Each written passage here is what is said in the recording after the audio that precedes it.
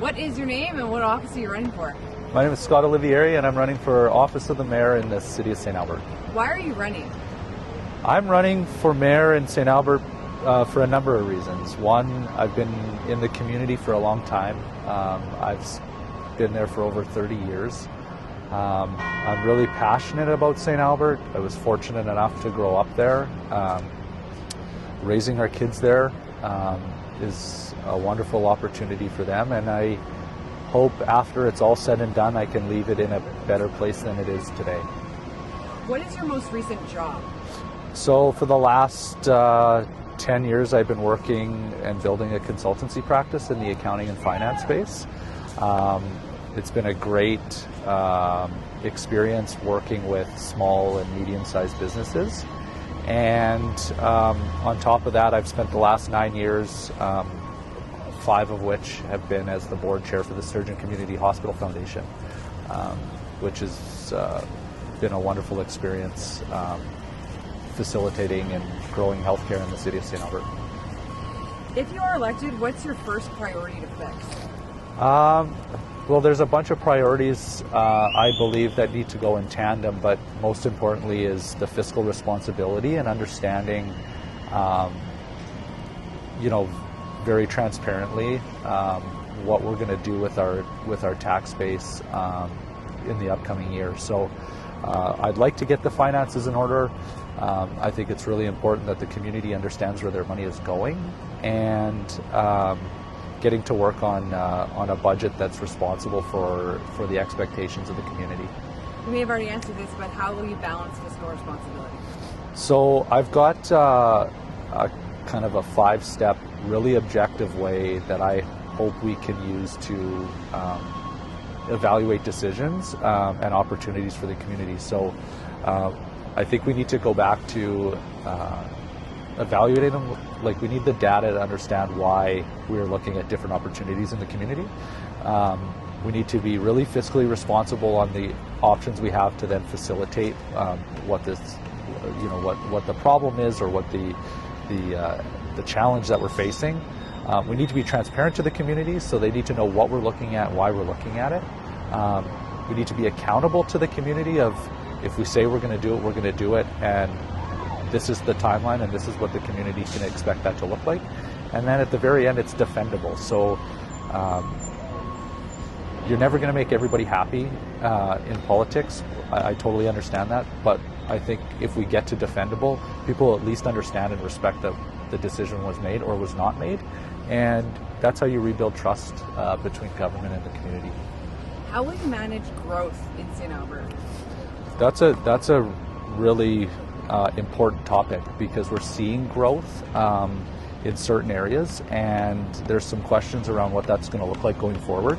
I want to be responsible with growth. I think we have the challenge we're facing right now is we've experienced some growth, but we haven't kept up with the infrastructure, city services, our emergency services are under stress, and the amenities is lagging behind. So a priority for me is, let's get caught up, and then let's have all of those work together in tandem as we continue to grow.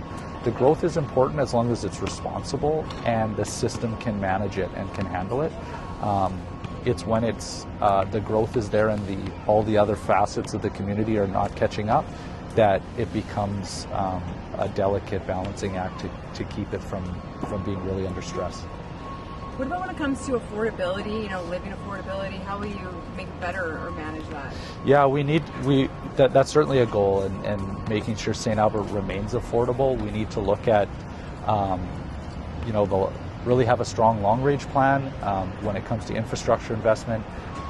The longer we wait, the more expensive it gets. We need to work closely with the developers that are invested in our community to understand what their goals are. And I want to keep St. Albert affordable because there's a generation behind me that I believe deserves the opportunity to stay in the community when they are old enough. And there's a generation in front of me that helped build St. Albert. And when they're looking to downsize or move into that retirement age, St. Albert still needs to remain affordable for them so they don't have to leave the community. And we're extremely focused on that, and we'll continue to work towards that if I get elected in office. How would you make, or will you make, St. Albert safer? That's a great question. St. Albert is a safe community, and we're very fortunate to have that.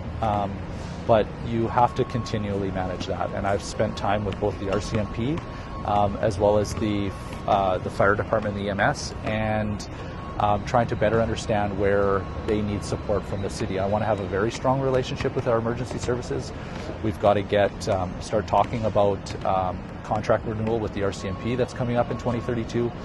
The fire department's having some real challenges when it comes to the assets they have in use, the growth that we're experiencing in St. Albert and their response times. I believe we need to get our northeast corridor service so we can get a fire department built up there. And those are all key components to ensuring St. Albert remains stable and safe. And you can't take your eye off of that once you get in office. It's an extremely important piece to the community, and I want it to remain that way. What do you think about the city of St. Albert's relationship with the province, and how should it be? So I will, my goal is to always collaborate. I would like to, get to the table and have some really thoughtful conversations around the needs of St. Albert and how the province can support that. I will advocate at any opportunity for support from the province when it comes to our communities and what our future looks like. The province, obviously, there's a lot of municipalities to deal with, and St. Albert deserves a real seat and a real voice at that table. And I will always advocate for continued support or growing support from the province, especially when it comes to healthcare and education. What is your vision for St. Albert? So my vision for St. Albert is one that's really representative of what our community wants, but and that's an easy thing to say, but to put that into action, you need to have a plan. And my plan is to be really transparent, really fiscally responsible, so that the community has full trust in what council's trying to do and administration is trying to execute on. So I want to see St. Albert grow at a responsible pace and continue to have the components of being, safe and clean and healthy and active. And we need to bring those, each one of those pieces need to I guess, grow in tandem with the population growth. And I want St. Albert to remain keep its charm and that fabric that makes it, really special. And I want us to be seen as a municipal leader when it comes to governance and how a really well-run community looks like. Make the people and the residents of St. Albert really proud for the officials that they've elected. If you are elected, what's one thing you want people to remember you accomplished at the end of your term? I don't know if it's one thing that I've personally accomplished, because I think to accomplish anything, it's going to take a lot of work between myself, the council and administration. But I want them to